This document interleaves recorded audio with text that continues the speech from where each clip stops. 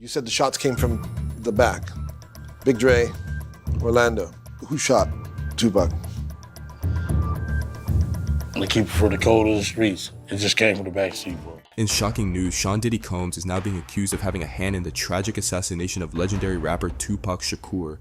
This new claim has utterly stunned Diddy's fans, including the entertainment industry. These new disturbing details create chaos and draw more attention to the music mogul. Could these allegations be true, or could they uncover more truth? Join us as we delve deep into this jaw-breaking revelation, a startling charge against Sean Diddy Combs. At the time of Tupac Shakur's untimely death, Sean Diddy Combs was rapidly climbing the ranks of the music industry. Having founded Bad Boy Records, now known as Bad Boy Entertainment, Combs was a key figure in the infamous East Coast versus West Coast rap feud. His rivalry with Shakur and Suge Knight, the leader of Death Row Records, was at the center of this cultural and often violent divide. Recently, Dwayne Keefe D. Davis's legal team introduced explosive arguments in a motion to dismiss his case, bringing Diddy's name into the conversation. The motion claims that Nevada prosecutors waited far too long, 27 years, to pursue charges against Davis. Davis is immune from prosecution based on agreements he claims were made with federal authorities. Davis's attorneys argue that Nevada's delay in filing charges has substantially impaired his constitutional rights. Overturned conviction as a precedent. Cosby's due process rights were deemed violated after he relied on a prosecutor's promise of immunity, leading to the dismissal of his case. According to Davis, his immunity arises from a 1998 proffer deal. Davis allegedly agreed to provide information about multiple crimes, including Shakur's assassination, in exchange for immunity from prosecution. At the time, Davis denied any role in Shakur's death and instead blamed Suge Knight and the Compton Police Department. Davis, however, modified his account in subsequent remarks and interviews, implicating both himself and others in the shooting. Davis's 2008 police interview is also mentioned in the motion to dismiss. This is where Davis said Sean "Puffy" Combs played a big role in Tupac's assassination.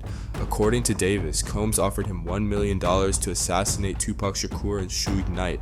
Davis further claimed that an intermediary, Eric Zip Martin, provided the gun used in the attack. Shockingly, Davis said the job was only partially completed. Shakur was assassinated, but Knight survived, and neither he nor Anderson received payment. Davis alleged that Combs may have paid Zip Martin, who kept the money for himself. Prosecutors, however, have dismissed these claims, arguing that Davis has failed to provide any evidence of immunity agreements or corroborating proof of his accusations against Combs.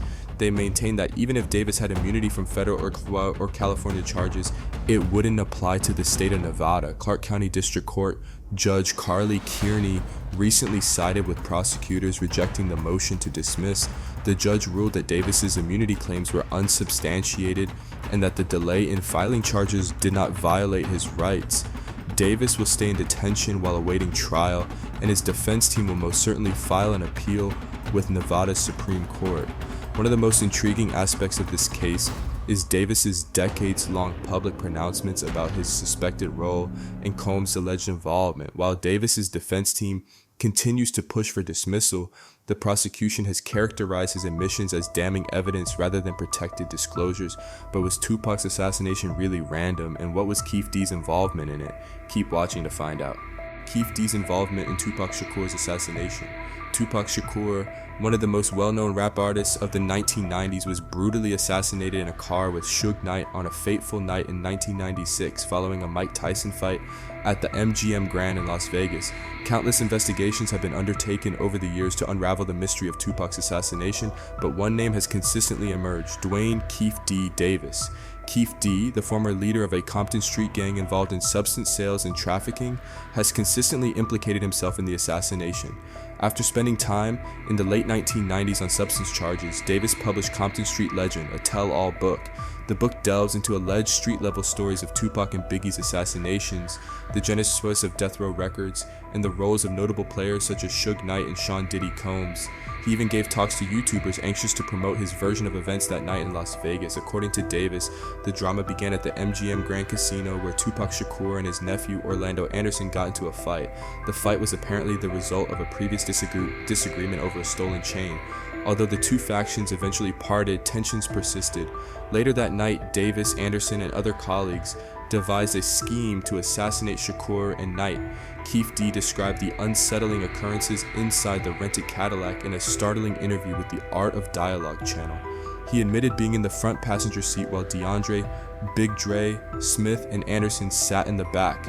According to Davis, Big Dre was initially supposed to pull the trigger, but hesitated. Instead, the gun was passed to Anderson, who Davis claims fired the fatal shots.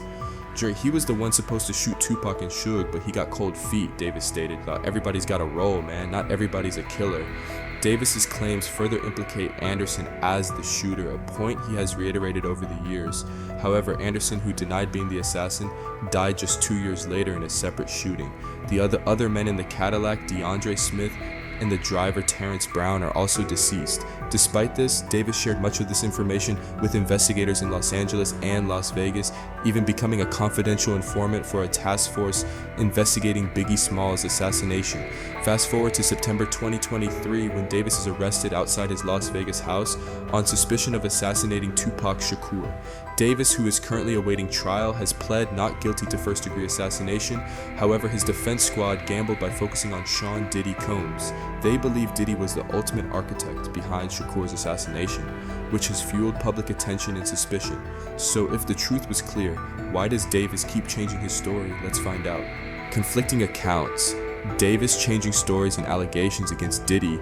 Dwayne Keefe D. Davis, who is now a key figure in the continuing investigation into Tupac Shakur's assassination, has told a slew of contradictory statements over the years, casting doubt on his credibility. From sworn statements to interviews with media outlets, Davis has both implicated and exonerated Sean Diddy Combs in the events leading up to Shakur's death.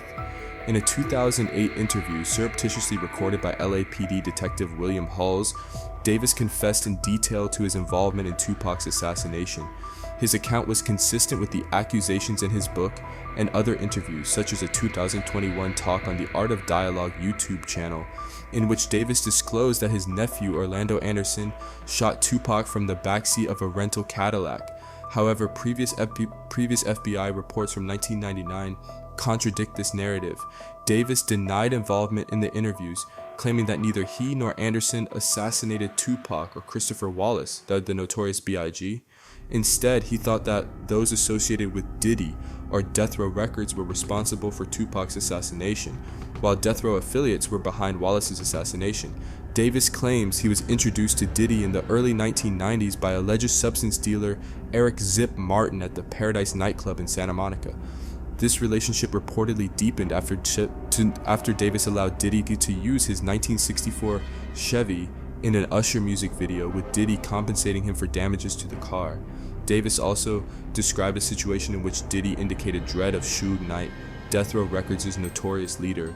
According to Davis, Diddy approached him for protection during a concert in Anaheim, California in the mid-1990s. During this time, Davis claims Diddy asked him to eliminate both Knight and Tupac.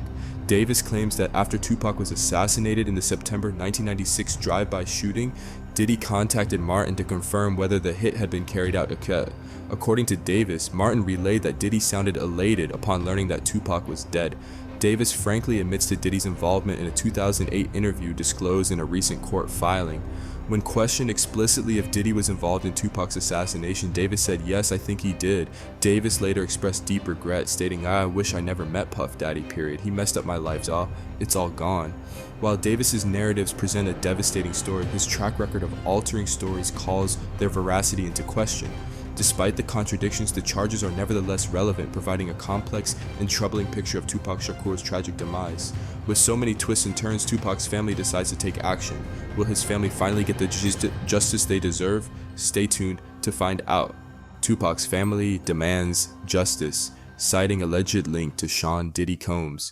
As the investigation into Tupac Shakur's assassination progresses, his family is stepping up their pursuit of justice, hiring the services of famed New York attorney Alex Spiro to look into a possible link between Shakur's untimely death and Sean Diddy Combs. Shakur was only 25 years old when he was shot dead in Las Vegas in September 1996. The attack had a lasting impression on the hip-hop community, and suspicions regarding the circumstances surrounding his assassination have persisted since. As Dwayne Keefe D. Davis awaits trial for his suspected role in the assassination, focus has switched to Davis's assertions about Diddy's involvement. Davis, who was charged with assassination with a deadly weapon in September 2023, has claimed multiple times that Combs offered him $1 million to plan a hit on both Shakur and Death Row Records CEO Suge Knight. While no definitive relationship has been established, these assertions have provoked considerable controversy, which has even permeated pop culture. Sean Diddy Combs has denied any involvement in Tupac's assassination for decades. Following a 2008 report by the Los Angeles Times alleging that Diddy's associates orchestrated the attack, the music mogul responded with a strongly worded statement. "The story is a lie, it is beyond ridiculous and completely false. Neither the late rapper Notorious B.I.G. nor I had any knowledge of any attack before, during, or after it happened. I am shocked that the Los Angeles Times would be so irresponsible as to publish such a baseless and completely untrue story. As the fight for justice continues, what truth remains hidden? Keep watching to find out." Mopreme Shakur breaks his silence. "The truth hasn't fully come out yet." Tupac Shakur's stepbrother, Mopreme Shakur, is finally speaking out on the unanswered questions surrounding Tupac's assassination, and he is putting doubt on Sean Diddy Combs' previous denial of involvement. During an open appearance on Piers Morgan Uncensored, Mopreme aired his doubts, adding that he does not believe Diddy was 100% honest when denying any involvement in the deadly 1996 drive-by shooting. This revelation comes after the Shakur family hired renowned attorney Alex Spiro to look into possible links between Diddy and Tupac's death after the music mogul's recent legal troubles. In the interview, Mopreme recounted a striking moment in 2008 when Diddy personally called him to deny any involvement in Tupac's assassination. The call followed the publication of a controversial Los Angeles Times article claiming that Combs' associates were involved in the 1994 shooting that left Tupac injured. Although the piece was later retracted due to mistakes, Mopreme never entirely believed Diddy's claims. "He basically told me he had nothing to do with my brother's murder," Mopreme explained. "I told him, like, the truth hasn't fully come out yet, so we'll see." Nearly 3 decades later, Mopreme still questions Diddy's sincerity, expressing his belief that the hip-hop mogul's statement wasn't entirely truthful. "Quite possibly, and it's starting to look that way in my opinion," he said when asked whether Diddy may have been lying. Mopreme, who was a member of the rap group Thug Life alongside his younger brother Tupac, believes it's time to revisit these allegations. "The truth hasn't fully come out yet and there are still so many questions," he said. Tupac's murder remains one of the most infamous unsolved cases in music history. Despite years of assumptions and investigation, no definitive answers have been discovered. Mopreme's concerns are shared by many fans and observers who want justice to be done. While Sean Diddy Combs has never been charged in connection with Tupac's death, the growing allegations and ongoing investigations have placed his name at the heart of the debate. Mopreme and the Shakur family are still searching for answers. As fresh information emerges and court disputes continue, their drive to discover the truth remains unwavering. As the truth draws nearer, Diddy is faced with yet another set of allegations. What could this be about? Let's find out. Explosive new allegations. Diddy accused of retaliation and misconduct. Diddy is facing yet another wave of damaging allegations, this time including a horrific attack and apparent reprisal for comments linking him to Tupac Shakur's assassination. In a California complaint, Ashley Parham claims Diddy threatened and mistreated her after she raised concerns about his role in the famed rapper's 1996 drive-by shooting. According to judicial records, the incident occurred in 2018 when Parham saw one of Diddy's pals at a bar. Parham rejected to engage in a video conference with the music mogul, purportedly alleging that Diddy had something to do with the assassination of Tupac Shakur. She alleges Diddy overheard the comment and ominously stated that she would pay for it. The lawsuit alleges that about a month later, Parham was invited to the friend's house under the guise of helping with his cancer medication. Once there, she says, Diddy unexpectedly appeared holding a knife to her face and threatening her with a Glasgow smile in retaliation for her earlier remarks. Parham's allegations are really alarming. She claims Diddy forcefully beat her, violated her with a television remote control, and threatened her life. Throughout the encounter, he allegedly informed her, "Your life is in my hands, and if I want, you'll never be seen again." According to the lawsuit, Parham was then gang violated by several people until she lost control of her body. When she attempted to escape, Diddy allegedly fired gunshots in her direction as she fled to a neighbor's house. The neighbors had already called the police after hearing the commotion. Despite contacting authorities and visiting a hospital weeks later, Parham claims that her reports of the mistreatment to both the Contra Costa Sheriff's Department and local police led to no meaningful investigation.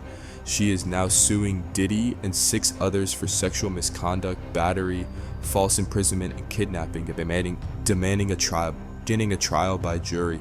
Parham's allegations are the latest in a string of lawsuits against the once famous hip-hop mogul. Over the last year, over a dozen people have accused Diddy of sexual misconduct, physical mistreatment, and other offenses. 6 additional claims were filed in additional York this week, one of which alleges Diddy mistreated a 16-year-old child in his house. Diddy's legal team has continuously refuted all charges, referring to them as money grabs and attempts to gain publicity. They claim that these claims have irreversibly harmed his character and image, referring to the media coverage as a hysterical circus that jeopardizes his right to a fair trial. Diddy is still in detention at Brooklyn's Metropolitan Detention Center, facing federal allegations of racketeering and trafficking. His lawyers have asked for bail, alleging bad conditions in the detention center, but prosecutors have resisted the petition, citing fears about witness intimidation. The troubled music mogul continues to make headlines, even posting a birthday message to his 2-year-old daughter on Instagram while in jail. With a federal trial currently slated for May 2025, Diddy's claims show no signs of abating, calling his legacy and future into question. With each revelation is the real story coming to light. Stay tuned to find out. The Fall of Diddy. New documentary dives deeper into allegations. The release of The Fall of Diddy, a 4-part documentary addressing the mounting list of charges against Sean Diddy Combs, heightens the attention surrounding the hip-hop tycoon. Premiering over 2 nights on Investigation Discovery and Max, January 27 and 28, the documentary features over 30 new interviews with people from Combs' inner circle, including ex-staff, accusers, and former friends. In the documentary, Combs' former girlfriend, Kat Passion, speaks out for the first time about an alleged mistreatment in 2021. According to Passion, Combs forced himself on her after using a recreational substance known as 2C. Describing the incident, Passion recalled, "He's in the bathroom for hours and I'm sleeping and he comes up and wakes me up." She says that once he woke her, his demeanor had drastically changed. "The person who came out of that bathroom and woke me up was someone I didn't even recognize," Passion added, emphasizing that the encounter was not consensual. Passion also shared journal entries with the producers, calling Combs a monster who violated her. She claims that following the alleged attack, Combs threatened her livelihood, including deportation to Canada. "This man is sick," Passion declared, accusing him of misusing his influence to control and threaten people. In response to the documentary, Combs' representative called the charges unsubstantiated claims and chastised the production for withholding information that would have allowed him to tell his side of the story. The statement underscored Combs' confidence that the truth will win in the judicial process, describing the documentary as a one-sided narrative. The documentary also includes interviews with several other people who have met Combs. It reveals a broader pattern of abusive behavior that dates back decades, from violent incidents involving associates and accusations of coercion, to claims from Combs' own employees such as Chef Jordan Chaton, who claims Combs threatened her over mistreatment of his then-girlfriend, Cassie Ventura. The Fall of Diddy joins other recent documentaries that dig into Sean Combs' complicated and contentious persona as allegations against him continue to surface. Do you think Diddy really has a role to play in the assassination of Tupac? Let us know in the comment section below. Thank you for watching this video. We hope you found it interesting. Don't forget to like and subscribe. Click the next video shown on your screen to catch up on your favorite celebrity stories. See you there.